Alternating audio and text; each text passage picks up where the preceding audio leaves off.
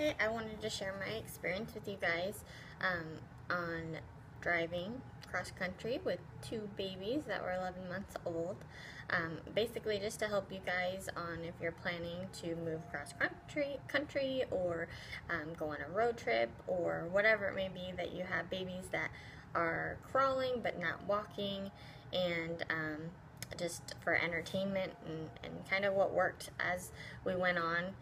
What was it, 8 or 9 days I think it took us to drive from Washington to Pennsylvania, and Washington State to Pennsylvania, and as we, with each hotel stay, I got smarter on what we needed, what we didn't need, and just made it quicker. The process was quicker, kind of had a system down.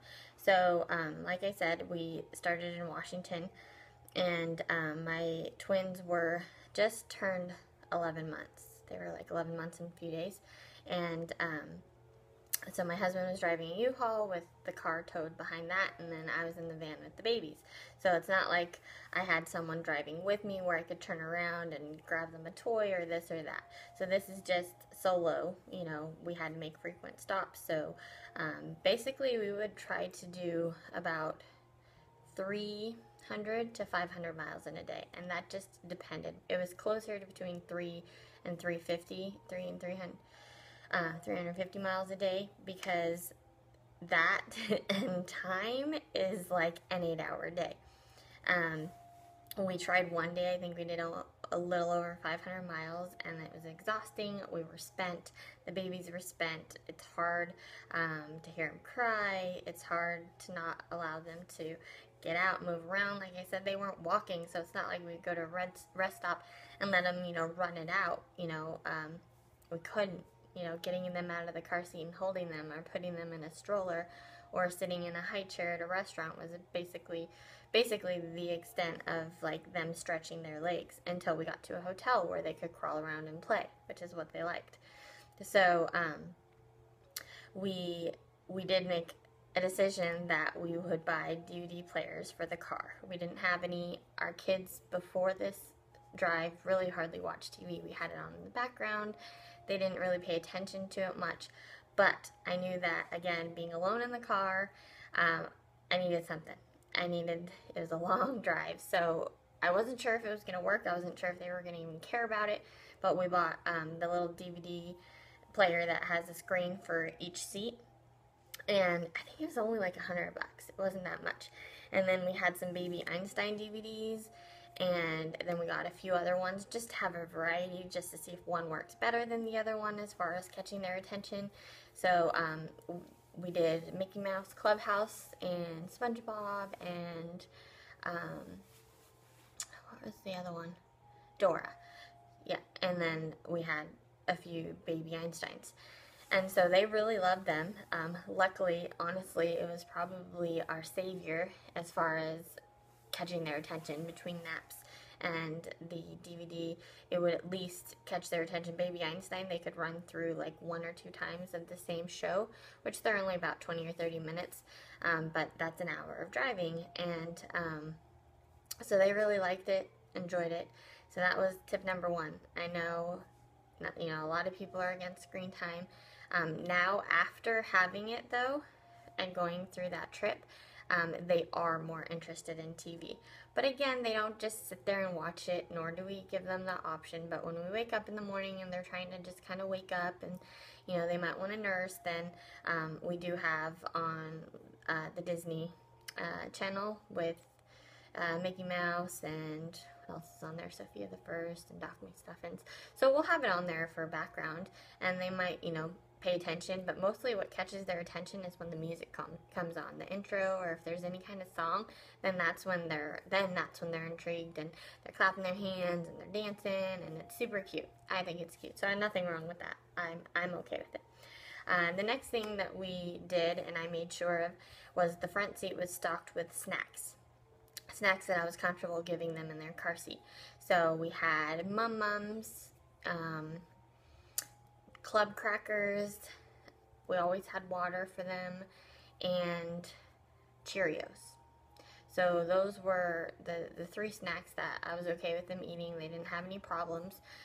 So if one was getting fussy, I could just easily put my arm back and, you know, hand whoever a cracker.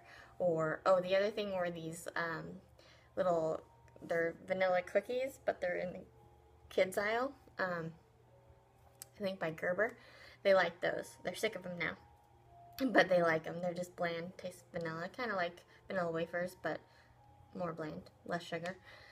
And then what else did we do? Food. Oh, toys. I made sure that there was a bucket of toys in between their car seats so that I could start them with 3 or 4 toys, and then if they, as my son loves to do, throw them over the side.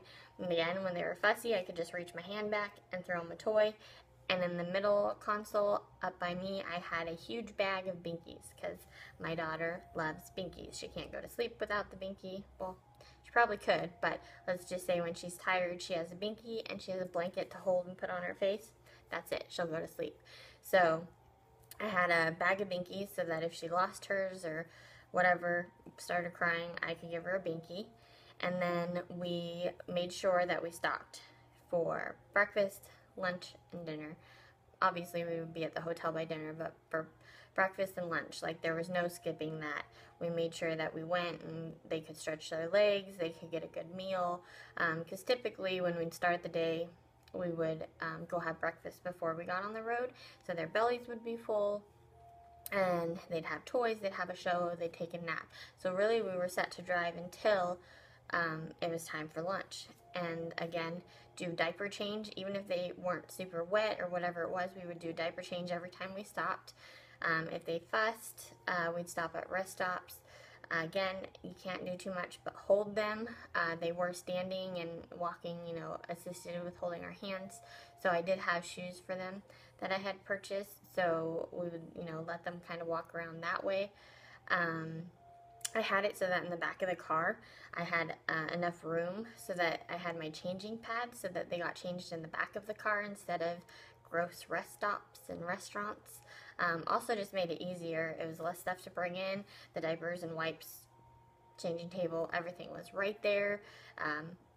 Really easy. I continue to do that. I've done that since they were little. I've always left one of those changing pads in the car, the one that you would put like on your dresser or on your changing table. I just bought an extra one of those. I actually found it at a garage sale for $1, so I was like, man, perfect. And so that's always in our van with diapers and wipes. So again, we rarely change our kids in public places. It's just having 2, it's more convenient. I can have one still in their car seat while I'm changing one. I can have one in the stroller while I'm changing one, then swap out. It's easy for me when I'm alone without my husband. And then even with, you know, when we go on family outings or do errands together, it's just, again, like I said, it's nice. It's germ-free. All your stuff's right there. You don't have to try to fit everyone in or fit a cart or a stroller in. You know, the family restroom, which a lot of places don't have family restrooms, and a lot of places changing tables are gross, or they're too high, they're too low, they're right by a bathroom stall, it makes it hard. I don't know, there's lots of things, or they don't have them. So we had that, and then we usually would try to stop around, you know, 4 or 5, call it a day, and we'd get a hotel. And let me tell you, I never knew this, but the difference between a hotel room with a bed or 2 versus a suite is not large at all. Like, some places it was a $20 difference, and we didn't know that the first couple days. We stayed in like a 2-bedroom room, two bed room, like not 2 bedrooms, but a room that had 2 beds, and with 2 playpens, it didn't allow for a lot of room for them. It was really tight, like they were snug up against each other, against my bed, you know, and then you barely had room to get by, which also didn't allow for much privacy, or you could hear everything. And so on the 3rd night, we inquired about it, and yeah, the suites aren't much at all. You'll get like this whole living area, and it really allows more room for them to crawl around. It allows them not to be so close to each other. I found that they slept better.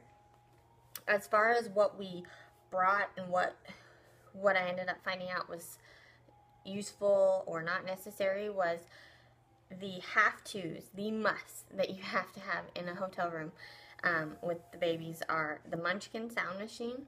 They sleep with it every night in their room. They have since they were when 3 months old when I put them in their nursery, and they, came out of our room. That, the sound machine, and a fan. If hotels, they're usually loud, or people slamming doors. People just don't think, oh, there's babies, or hey, it's 8 o'clock, people might be sleeping. So, as well as my husband snores really, really, really loud. And so we would always do 2 beds, my husband on the bed farthest away from the babies next to me, and then the fan and the sound machine on either end of each of them.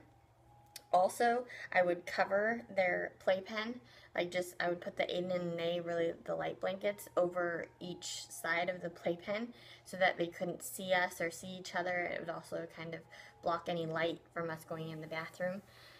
And what else? Oh, toys. So at first I thought, oh, we have to bring in so many toys, they're used to having toys. No, they're in a new place. They could care less about the toys. There's no point to bring in any toys. They like the plastic cups. They like banging on the coffee table. They like opening the door of the closet, or looking at themselves in the mirror, or basically anything that's in the room is completely new to them and entertaining. So by the end, I realized, aside from their binkies and their stuffed animals that they slept with, they could care less. So no more. I stopped bringing in toys. So that made it easier for me. And what else? Oh, suitcases, packing. So we have cute little suitcases for each of them, and I have mine, and my husband has his. So when I packed, I kind of did it that way.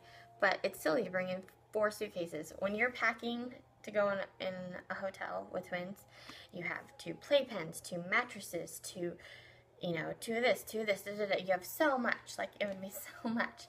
So why bring in 4 suitcases? Just make it so that one suitcase has everything in it. So that's what I ended up doing, where, okay, this suitcase has our outfit for each day, a diaper for each of them, whatever. A baby's awake.